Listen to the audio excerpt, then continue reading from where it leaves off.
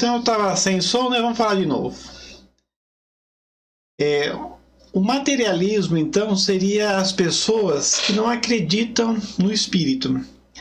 Mas verdadeiramente nós vamos ver que a maioria das pessoas são espiritualistas, mesmo se dizendo materialistas. Às vezes a pessoa se diz materialista pela impossibilidade de provar o espírito, né, com a nossa ciência, pela impossibilidade de provar que Deus existe, né? Mas no fundo as pessoas se relacionam, as pessoas são humanas, então elas são espiritualistas. O espiritualismo nada mais é do que você acreditar que existe algo além da matéria. Vamos ver a primeira pergunta. Então, por que os anatomistas, os fisiologistas e, em geral, os que se aprofundam nas ciências naturais são frequentemente levados ao materialismo? Então, porque os cientistas, que estudam o corpo humano muitas vezes se dizem materialistas. O fisiologista, diz os espíritos, se referem a tudo o que vê. Orgulho dos homens que tudo creem saber, não admitindo que alguma coisa possa ultrapassar o seu entendimento. Sua própria ciência os torna presunçosos. Pensam que a natureza nada lhes pode ocultar. Então, o homem, que estuda a matéria, que chegou a tantas possibilidades aí, intelectualmente falando, às vezes ele se acha Deus, E às vezes ele é reverenciado aqui na Terra porque ele ganha dinheiro, porque ele tem títulos. E como ele não consegue provar materialmente a existência de Deus e do Espírito, ele se diz materialista. Mas intimamente todos nós sabemos que existe a vida espiritual, Não é estranho que o materialismo seja uma consequência de estudos que deveriam, ao contrário, mostrar ao homem a superioridade da inteligência que governa o mundo? Deve-se concluir que esses estudos são perigosos? Então o problema não é a ciência, é a interpretação que as pessoas têm da ciência. Então existe o cientista humilde, E existe o cientista orgulhoso, que acha que sabe tudo. Então a questão não é a ciência, e sim o próprio homem. Então não é verdade que o materialismo seja uma consequência desses estudos. É o homem que deles tira uma falsa consequência, pois ele pode abusar de tudo, mesmo das melhores coisas. O nada, aliás, os apavora, mais do que eles permitem aparentar. E os espíritos fortes são quase sempre mais fanfarrões do que valentes.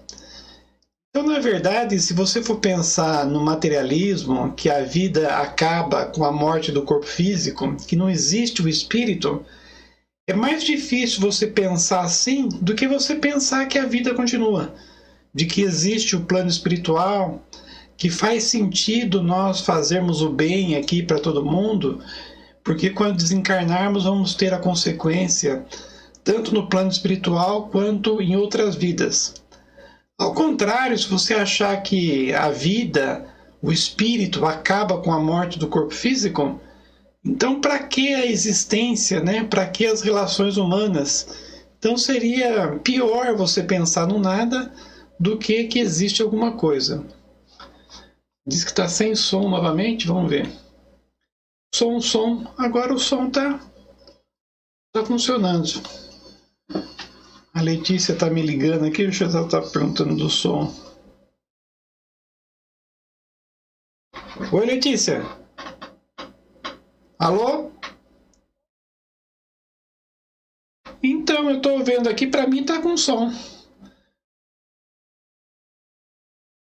Eu vou ver. Tá bom. É a Letícia mesmo. Som. Para mim tem som. Para todo mundo aí tá sem som. Pro Felipe tá normal, para Elisete tá normal. Então quem tiver sem som é um problema da internet de vocês aí. Para mim aqui tá tudo ok e para várias pessoas também. continuando, a maior parte deles, né, são materialistas porque não dispõem de nada para preencher o vazio. Então, no caso, são pessoas ainda pequenas, né, e ainda não conseguem entender essa parte espiritual. Diante desse abismo que se abre ante eles, mostrar-lhe uma tábua de salvação, e a ela se agarrarão ansiosamente. Até é comum a pessoa que se diz materialista a vida inteira, quando chega o momento do desencarne, ela fica doente, aí ela começa a acreditar em Deus. Então, quer dizer, esse negócio de dizer que não acredita em Deus e que é materialista é mais da boca para fora, para dizer que é diferente dos outros, né? Mas no fundo, na hora H, todo mundo se diz espiritualista. Por uma aberração da inteligência, há pessoas que não veem nos seres orgânicos nada mais que a ação da matéria, e a essa atribuem todos os nossos atos. Então, os espíritos superiores dizem que isso seria uma aberração da inteligência, né? Você não acreditar na existência de Deus, na existência do Espírito, é até uma ignorância. Deus mesmo, né, é simples você acreditar em Deus. Se você vê o que é obra do homem ao seu redor e o resto que é obra de Deus, né, tanto no macro quanto no microcósmico, quem que fez tudo isso que não é obra do homem? O acaso? Então, se fosse o acaso seria Deus, porque é muito inteligente. Mas não. Toda a harmonia que existe no universo, a começar pelo próprio corpo humano, né? A máquina humana é uma coisa perfeita, só Deus poderia ter feito, né?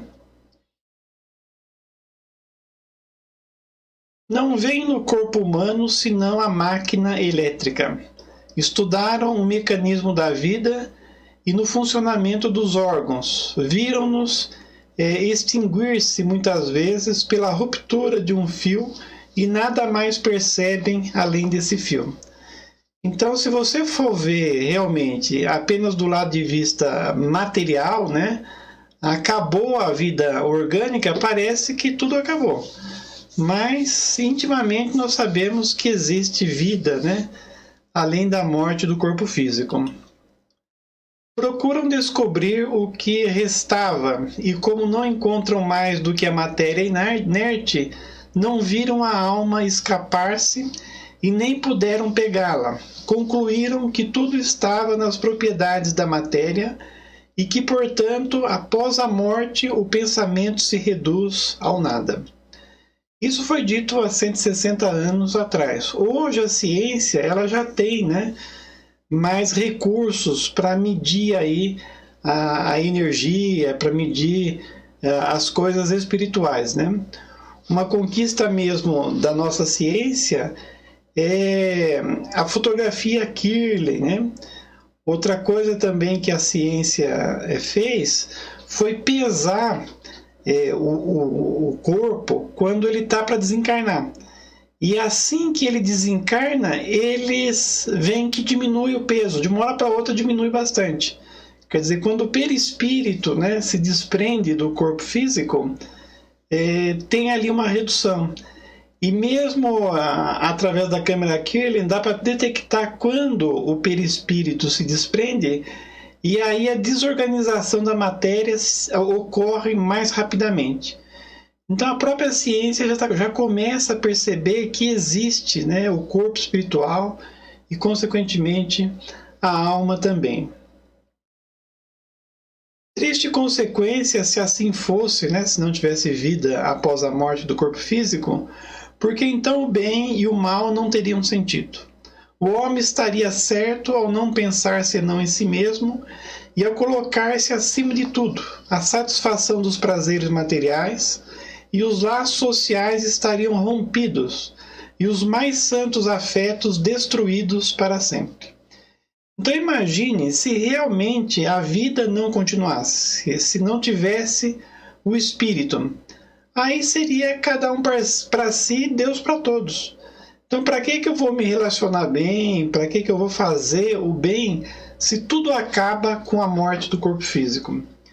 Mas é exatamente o contrário, né? Nós antevemos, nós percebemos que existe vida além da matéria e por isso a gente preserva as relações, por isso a gente faz o bem a outras pessoas. Felizmente, essas ideias estão longe de ser generalizadas. Então, se você for pensar, não existe nenhuma doutrina materialista. Então, todas as doutrinas, todas as religiões, elas são espiritualistas. Pode-se mesmo dizer que estão muito circunscritas, não constituindo mais do que opiniões individuais, porque em parte alguma foram erigidas em doutrina. Então, ao contrário do materialismo, o que realmente prospera é o espiritualismo e as várias religiões. Uma sociedade fundada sobre essas bases, sobre o materialismo, traria em si mesma os germes da dissolução e os seus membros se devorarem entre si como animais ferozes. Então, se o materialismo prosperasse, seria o fim do mundo, porque aí ninguém mais ia fazer o bem para todo mundo, porque cada um ia viver só a vida material, e para satisfazer as suas ambições até prejudicaria os outros, porque não existe mesmo vida após a morte do corpo físico, então seria o caos. O homem tem instintivamente a convicção de que tudo não se acaba para ele com a vida. Tem horror ao nada. Então essa é a realidade, né? Intimamente a gente sabe que a vida continua. A gente sabe que não tem nada, que existe vida. É em vão que se obstina contra a ideia da vida futura, e quando chega o momento supremo, são poucos os que não perguntam a que deles vai ser, porque a ideia de deixar a vida para sempre tem qualquer coisa de pungente. Quem poderá, com efeito, encarar com indiferença uma separação absoluta e eterna de tudo o que ama?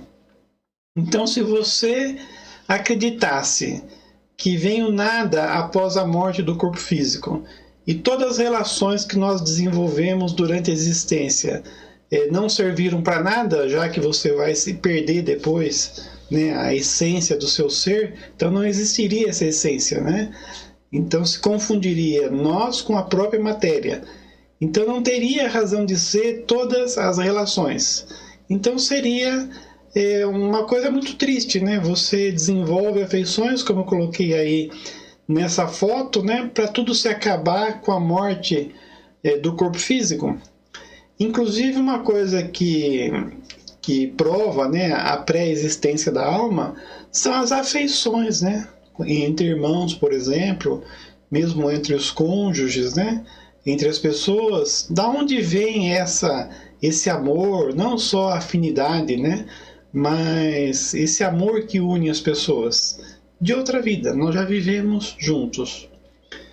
Quem poderia ver sem terror abrir-se sua frente o imenso abismo do nada, pronto a tragar para sempre todas as nossas faculdades, todas as nossas esperanças, e ao mesmo tempo dizer, né? Aí pulou, acho que uma partinha aí. Qual depois de mim? Nada. Nada mais que o nada. Tudo se acaba sem apelo. Mais algum dia, e a minha lembrança se apagará da memória dos que sobrevivem a mim. Dentro em breve, nenhum traço haverá de minha passagem pela terra. O próprio bem que eu fiz será esquecido pelos ingratos a quem servi. E nada para compensar tudo isso. Nenhuma perspectiva a não ser a do meu corpo devorado pelos vermes. Então seria uma coisa muito triste, né, se realmente não tivesse a vida após a morte do corpo físico. Este quadro não tem qualquer coisa de horroroso e de glacial. A religião nos ensina que não pode ser assim, e a razão o confirma. Mas uma existência futura, vaga e indefinida, nada tem que satisfaça o nosso amor do positivo. Então, não é assim, né? A verdade é que a vida continua, que nós somos espíritos imortais. Claudinei também entrou, seja bem-vindo. E é isso que para muitos engendra a dúvida. Está certo que tenhamos uma alma, mas o que é a nossa alma? Tem ela uma forma, alguma aparência? É um ser limitado ou indefinido? Dizem alguns que é um sopro de Deus, outros que é uma centelha, outros, da parte do grande todo, o princípio da vida e da inteligência. Então, realmente, a alma, para o nosso mundo material, para os nossos instrumentos materiais, ela não é palpável. Então, muitas coisas que nós acreditamos, realmente ela nos escapa aos sentidos materiais. Mas a nossa razão, o nosso sentimento, diz que realmente elas existem, tanto Deus quanto o Espírito. Mas uma coisa imaterial não pode ter proporções definidas, e para nós equivale ao nada. A religião nos ensina também que os seremos felizes ou desgraçados, segundo o bem ou o mal que tenhamos feito. Então essa ideia, esse pressentimento que existe as penas e as recompensas no mundo espiritual, é também a prova de que somos espíritos imortais e que já vivemos outras épocas. Então, nós temos nosso íntimo que nós vamos receber conforme nós fizemos durante a existência. Isso é a prova da existência do espírito. Mas qual é esse bem que nos espera no seio de Deus? É uma beatitude, uma contemplação eterna, sem outra ocupação que a de cantar louvores ao Criador? Então, o que nós vamos fazer quando nós desencarnarmos? Como é a vida além da matéria? As chamas do inferno são uma realidade ou apenas um símbolo? A própria Igreja a compreende nesse último sentido. Mas então, que sofrimentos são esses? Onde se encontra o lugar de suplício? Em uma palavra, o que se faz e o que se vê nesse mundo que nos espera a todos? Então foi o Espiritismo que estava reservado trazer todas essas respostas, Então nós costumamos dizer que, como está dizendo aí, ninguém costuma dizer, voltou de lá para nos dar conta do que existe. Isso, porém, é um erro. E a missão do Espiritismo é precisamente a de nos esclarecer sobre esse futuro.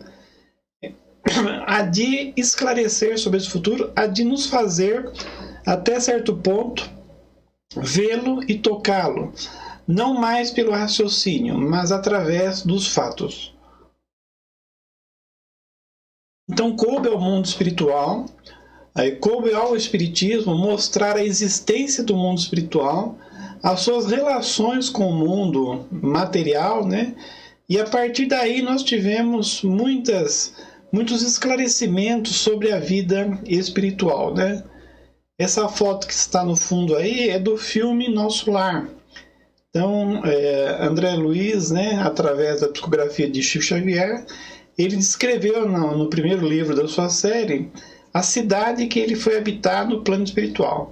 E muitos outros livros nos mostram essas cidades, essas colônias espirituais, que é exatamente para onde nós vamos quando nós desencarnamos.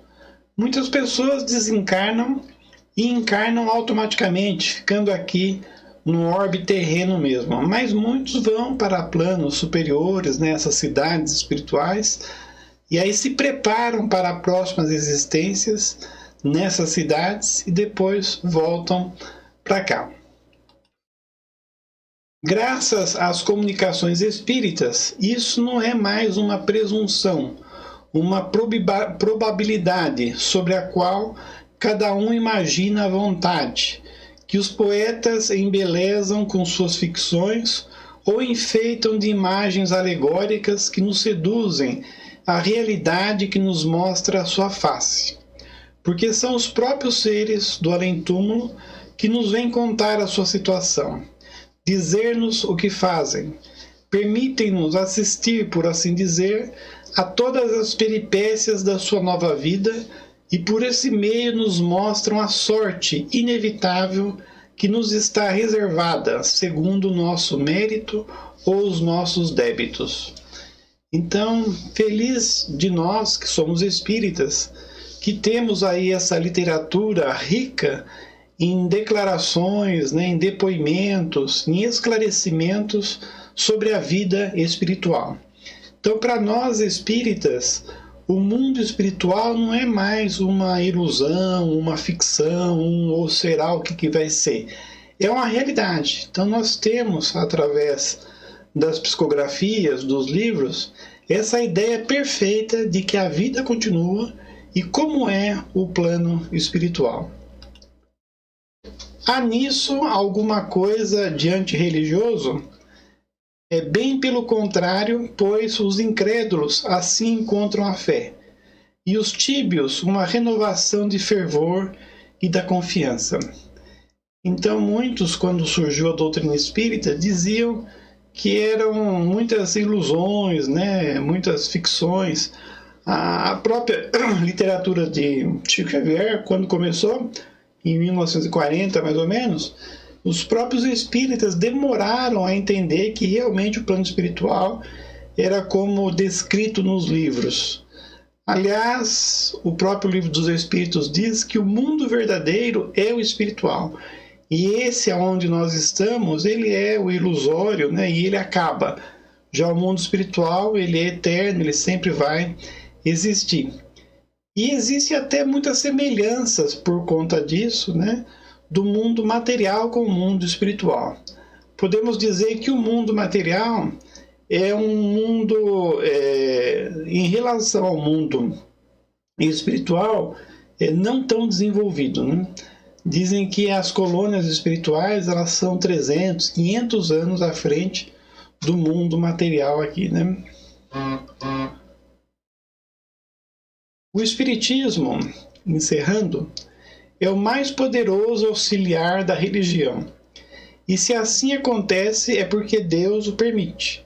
E o permite para reanimar as nossas esperanças vacilantes e nos conduzir ao caminho do bem pelas perspectivas do futuro.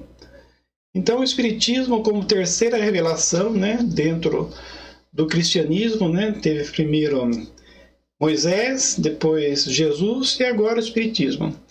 Então, o Espiritismo, com esse lado racional, filosófico, ele nos trouxe uma ideia precisa de que a vida continua, que existe o plano espiritual, as relações do plano espiritual com o plano material, e isso nos consola.